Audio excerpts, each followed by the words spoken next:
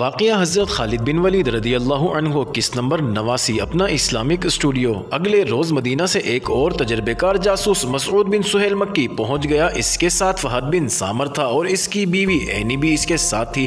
پچھلے باب میں بیان ہو چکا ہے کہ بن سامر اور اینی نے اسلام قبول کیا تھا تو بن سامر کا نام فہد بن سامر رکھا گیا تھا، لیکن اینی نے اپنا نام اینی ہی پسند کیا تھا۔ مسعود بن سہیل مکی کو مدینہ سے امیر المومنین نے بھیجا تھا۔ وہ مصر سے اچھی طرح واقف تھا اور جاسوسی کے لیے وہاں کچھ عرصہ گزار آیا تھا۔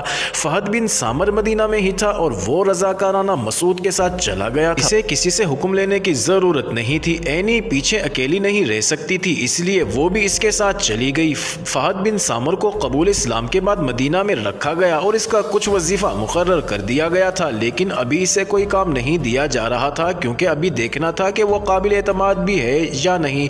وہ فراغت سے بہت پریشان تھا اور اس نے کئی بار کہا تھا کہ وہ رومیوں کے خلاف میدان جنگ میں جانا چاہتا ہے اور اگر اسے جاسوسی اور تخریب کاری کا کام دیا جائے تو وہ کامیابی سے کر سکتا ہے۔ مصر سے تو وہ بہت ہی اچھی طرح واقف تھا اور جس علاقے میں سپہ سالار عمرو بن عاص جا رہے تھے اس سے تو وہ پوری طرح واقف تھا۔ اس نے مسعود کو جاتے دیکھا اور کسی کو بتائے بغیر اینی کو ساتھ لیا اور مسعود کے ساتھ چل پڑا۔ وہاں گھوڑوں کی اور دیگر ساز و سامان کی کمی نہیں تھی، اس نے 2 گھوڑے لے لیے اور اس طرح مسعود، فہد اور اینی مدینہ سے رخصت ہو گئے۔ انہوں نے کم سے کم پڑاؤ کیا اور سپہ سالار عمرو بن عاص کے پاس جا پہنچے۔ ناظرین، کسی بھی مورخ نے یہ نہیں لکھا کہ مسعود اور فہد مدینہ سے عمرو بن عاص کے پاس گئے تھے تو کیا وہ کوئی ایسی خبر یا اطلاع لے کر گئے تھے یا نہیں کہ مدینہ سے کمک آ رہی ہے یا نہیں۔ تاریخ کی تحریروں سے اور قرائن سے پتہ چلتا ہے کہ فرما تک پہنچنے تک مدینہ سے کمک نہیں آئی تھی، اور اگر نہیں آئی تھی تو اس کی کوئی وجہ تاریخ میں نہیں ملتی۔ سپہ سالار عمرو بن عاص ایک امیر تاجر خاندان کے فرد تھے۔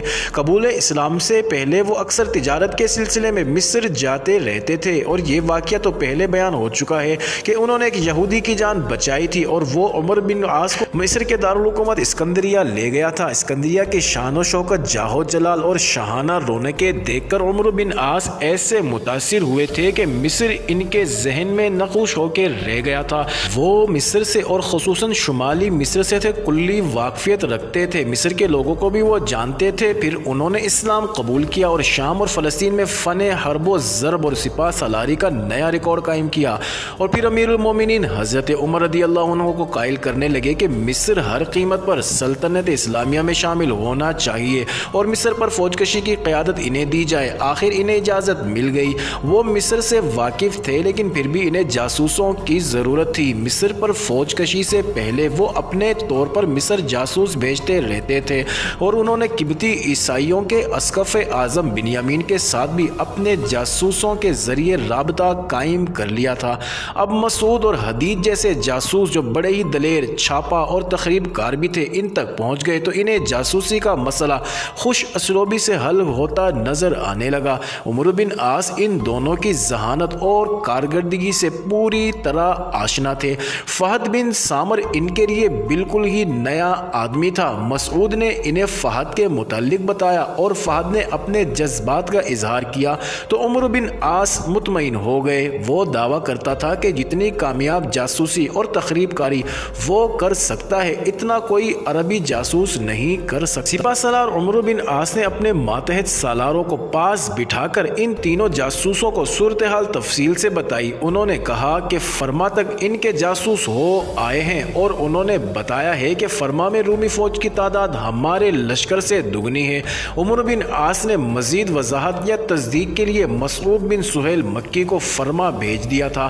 انہوں نے بتایا کہ 2 جاسوس بنیامین کے پاس بھی چلے گئے ہیں اور بنیامین سے یہ بات کریں گے کہ قبطی عیسائی مسلمانوں کے خلاف نہ لڑیں اور در پردہ مسلمانوں کے ساتھ تعاون کریں۔ تم دیکھ رہے ہو، عمر بن عاص نے کہا، میرے ساتھ لشکر کتنا تھوڑا ہے، محاصرے کے لیے میرے پاس سامان بھی پورا نہیں، پھر بھی میں اتنا ہی لشکر لے کر اتنی دور آ گیا ہوں اور کمک ابھی پہنچی نہیں۔ میں نے اپنے لیے یہ مشکل پیدا کر لی ہے کہ خود ہی امیر المومنین سے فوج کشی کی اجازت مانگی تھی اور انہیں قائل کر لیا تھا کہ میں ہر قیمت پر کامیاب ہونا چاہتا ہوں، ہمیں کامیاب ہونا ہے۔ ایک سالار نے کہا، اگر ہم ناکام رہے تو صرف ہمیں شرمندگی کا سامنا نہیں ہوگا بلکہ امیر المومنین اپنے ان مصاحبوں کے سامنے شرمسار ہوں گے جو ابھی تک انہیں روک رہے ہیں کہ مصر پر ابھی بھی فوج کشی نہ کریں ورنہ نقصان اٹھائیں گے۔ ناظرین، مصر کی فتح اور شکست میرے لیے زندگی اور موت کا مسئلہ ہے۔ عمرو بن عاص نے کہا، اگر میں ناکام ہو گیا تو پھر میں زندہ مدینے میں داخل نہیں ہوں گا، زندہ وہاں چلا گیا تو مصر پر حملے کے مخالفین کا سامنا نہیں کر سکوں گا،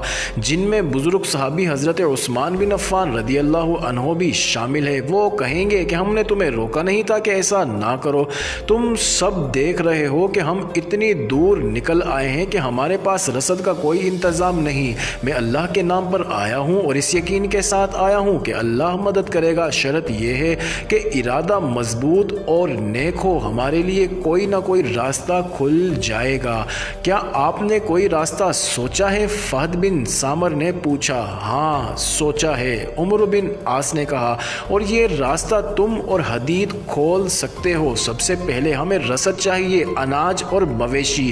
یہ ہم اس طرح حاصل کر سکتے ہیں کہ لشکر میں سے کچھ نفری اس علاقے میں بھیجی جائے جہاں اناج کے ذخیرے موجود ہیں۔ یہ نفری ٹولیوں میں بٹ کر ہر اس گاؤں پر حملہ کرے جہاں اناج اور مویشی موجود ہیں۔ صرف اناج اور مویشی لائے جائیں، لیکن اس طرح میرے لشکر کی نفری کم ہو جائے گی۔ دعا کریں کمک آ جائے۔ ایک سالار نے کہا کہ انتظار کر لیا جائے، میں انتظار نہ کروں تو بہتر ہے۔ عمرو بن عاص نے کہا، اب جب کہ ہمارے دشمن کو پتہ چل چکا ہے کہ ہم اس کے ملک میں داخل ہو کر ایک شہر لے بھی چکے ہیں تو وہ کیل کانٹے سے لیس ہو کر ہمارے مقابلے میں آئے گا۔ ہمارا انتظار دشمن کو تیاری کا بہت وقت دے دے گا۔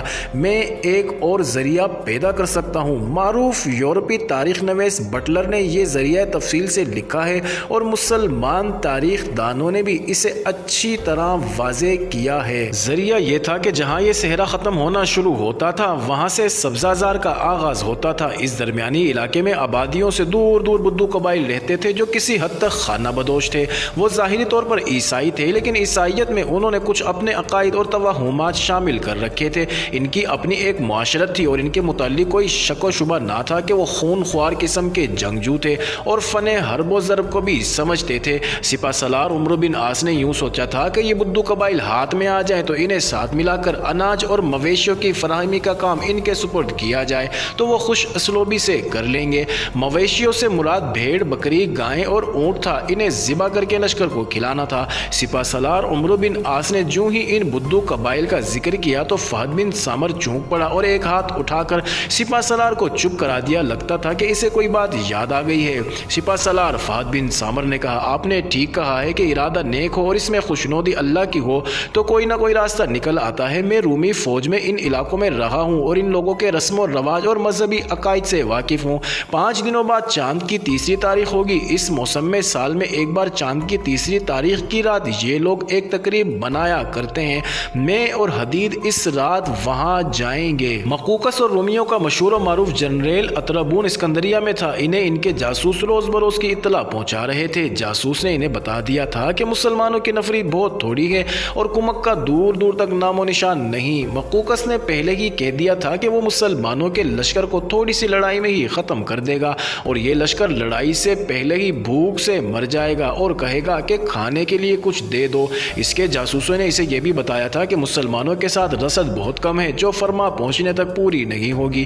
مقوقس نے یہ اطلاع ملتے ہی ان دیہاتی علاقوں میں جہاں سے کھانے کے لیے اناج اور مویشیوں کی فراہمی ہوتی تھی اپنی فوج اس حکم کے ساتھ بھیج دی تھی کہ ہر گاؤں میں فوج موجود رہے اور مسلمان اگر اناج کی لوٹ مار کر کے آئیں تو انہیں وہیں ختم کر دیں۔ اس طرح مقوقس اور اطرابون نے مسلمانوں کو بھوکا مارنے کا پورا انتظام کر لیا تھا۔ مقوقس نے ایک حکم تو پہلے ہی دے دیا تھا جس کے تحت عریش سے ساری رومی فوج نکل آئی تھی اور فرما چلی گئی تھی۔ مقوقس نے یہ اہتمام اس خیال سے کیا تھا کہ مسلمان اور آگے چلے آئیں اور راستہ اتنا لمبا ہو جائے کہ ان تک کمک اور رسد بر وقت پہنچ ہی نہ سکے۔ سپہ سالار عمرو بن عاص کے لیے بڑی ہی خطرناک اور روح کش صورتحال پیدا ہو گئی تھی۔ انہوں نے مدینہ کو ایک قاصد اس پیغام کے ساتھ بھیج دیا تھا کہ کمک جس قدر جلدی ہو سکے بھیج دی جائے اور وہ کمک کا انتظار نہیں کریں گے۔ معزز ناظرین، جاری ہے اگلی ویڈیو کس نمبر 90 میں دیکھیں۔